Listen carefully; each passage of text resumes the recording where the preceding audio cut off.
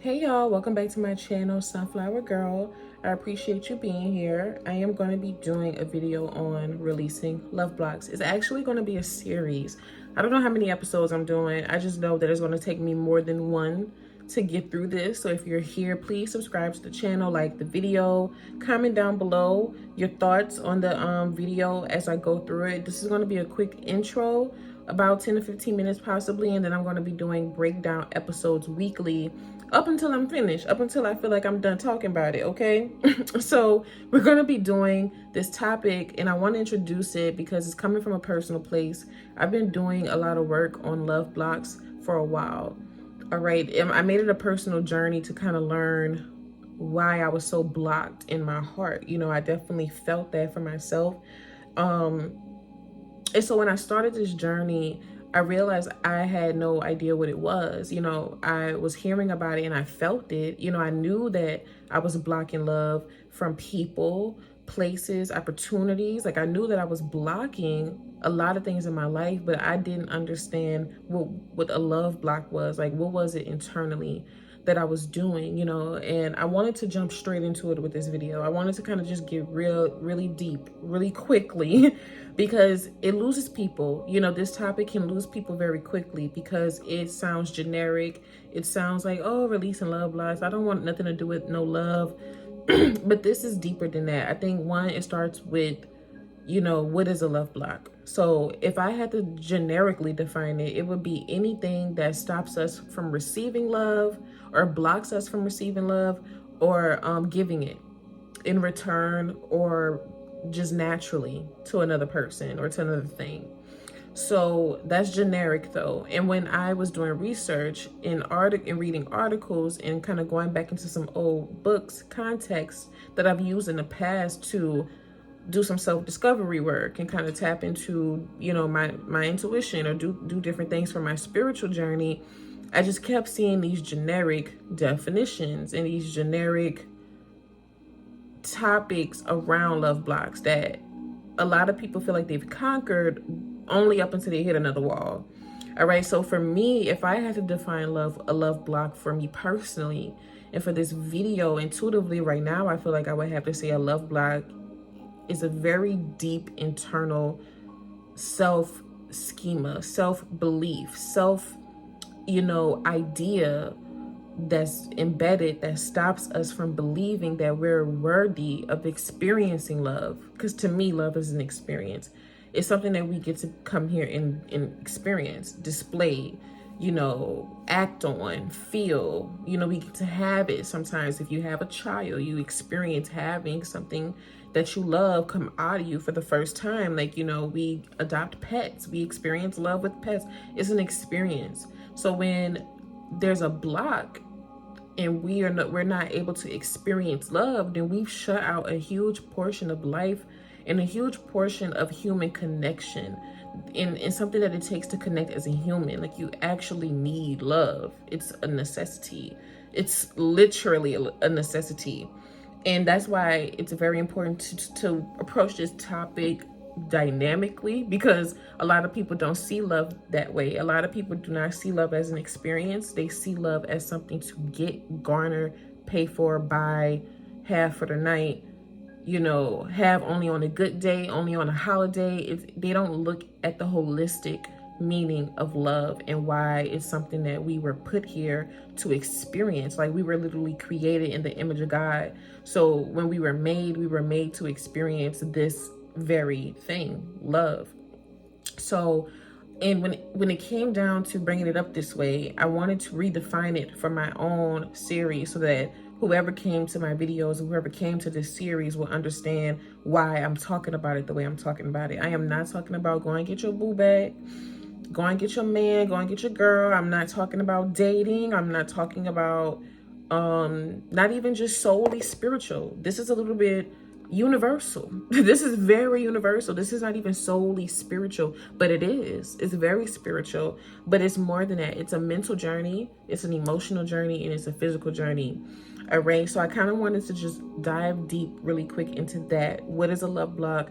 And so tapping now into the next layer on how to identify it. I'm going to do episode 2 on how to identify it and the journey of that, but I'm breaking these things down in the intro so that you guys can kind of get a feel for the topic on your own, okay? So how to identify love blocks. I feel like a huge thing that happens is that it shows up in our reality first. It shows up in our reality first. So the best thing to do is to take a step back. Just if you've been experiencing frustration in your heart, love connections have been failing, you've been getting into it with family, your prayers blocked, you don't feel like you're doing anything creative. If you just feel a drought of love in your life, take a step back. Get acquainted with what it feels like to hold accountability for your behavior, because the behavior of what we experience and how we experience it and like what we do, how we respond, how we react is often a love block. It's not always just emotions blocking us. Like a lot of what I read in articles were about emotions blocking us and having different emotions and different experiences that block us, and we have to release all that. And you can and you should. But the first thing that you have to do is kind of observe yourself. You can't release anything if you haven't really observed your own behavior first, because most times we're choosing to be in spaces and places with people doing things that are causing love blocks, and we're not really holding ourselves accountable, but we're setting boundaries against the external factors, which makes no sense if you ask me. So I think the best thing that we can do now at this point is take a step back, and then after that, we go through an observation period. And that's really what this intro is about. This whole intro is about the observation period, because normally you've already started it when you've tapped on a video like this, or that you've researched a topic like this. You've already studied and understood, like, oh, wait, something's not right with how I feel about myself or how I feel about other people, or how I take in my experiences. Like, I don't feel nourished. I don't feel loved. Like, I'm reflecting on my childhood and all these different things. And like, I feel like I'm cut out of love. Like, I don't get it. Like, I don't even understand how I got here. That's normally what it feels like when you're really tapped out. And I know this because I felt it myself. I am an intuitive reader, so I read a lot of people. I've had experience reading people, and I've seen it in them. I've been to therapy before, and I've had a physical, experience in my body while talking to a therapist. And like, I felt kind of like something released off of me when it came down to unblocking love. Like, that's how powerful information can be. Getting information can really break you free emotionally. All you need to do is understand and like receive the information. So that's why this observation period is very important. Like, if you don't take the time to observe your own behavior in doing things like therapy, like those chills and those breakthroughs that you don't get those when you're putting the blame on other people and you're surrendering and writing off everything else but yourself. You don't really get to feel the real breakthrough when it was never your fault. If you never held yourself accountable for the reason why you don't feel loved, or the reason why you don't feel love, because it's something that you create within yourself. And again, guys, I know this is a triggering topic. So if you're hearing it from a different space, you can absolutely not listen right now. But you have to understand that even when the things happen to us that stop us in our tracks, somebody could have harmed us, somebody could have really hurt us, and some pain that somebody else inflicted has stopped us in our tracks.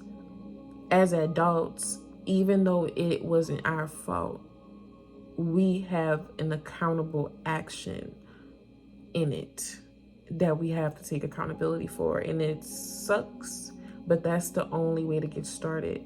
So between defining these things and then taking a step back and then going through an observation period, seeing yourself in this particular life, in this reality, and taking it for one as it is, getting comfortable with where you are, but then also assessing, reflecting, and taking information as it comes, and putting the dots together, reaching out for help if you need to, because that's another reason, or kind of like a symptom.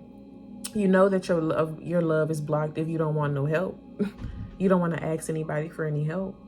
You never want nobody to come in and give you a different opinion of, yeah, your love is blocked, your heart is blocked, you're not experiencing it for real, you know? So it's sad. It's a very sad experience, but I think like the reason why I said that is because I know a lot of things that I'm saying is triggering to somebody who is experiencing love blocks, because I've been there.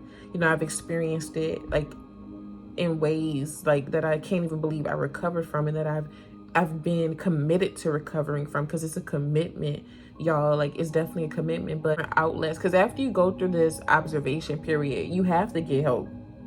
That's probably gonna be video number 6 or 7, because you have to get help. You can't see all this and go through all this and not get no help.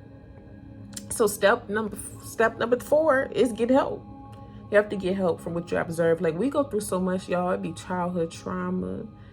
It's like deaths and births and family shit that happens, and jobs and financial issues and health issues and abandonment. We go through so much, and like, how could you do all that by yourself? So never hesitate to get the help. And that opens you up to allowing other humans to do their job in your life. Like, I'm not saying nobody's entitled to do anything for you, but when you are releasing love blocks, and most times you're doing it in an isolated space, that first step, that first point of outreach again, where you're like, hey, I'm gonna go and seek some form of help from somebody outside of me. I'm going to give control, or the sense of it, I'm going to give a sense of control to somebody else outside of me. Like, there is a surrender there. You know, you're surrendering something there. You're surrendering a sense of control.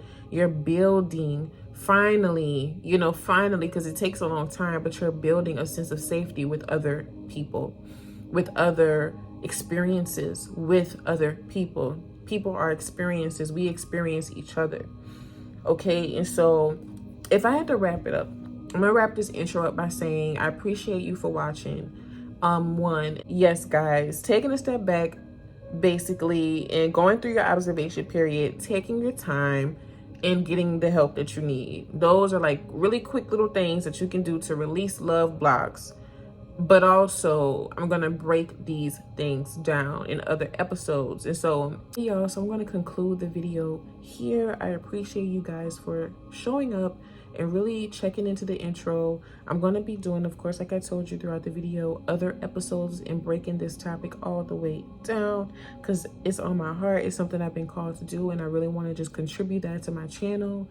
And if you guys are interested, I will be posting other things, other updates. And so please visit the channel, subscribe and like, and I'll see you in another video.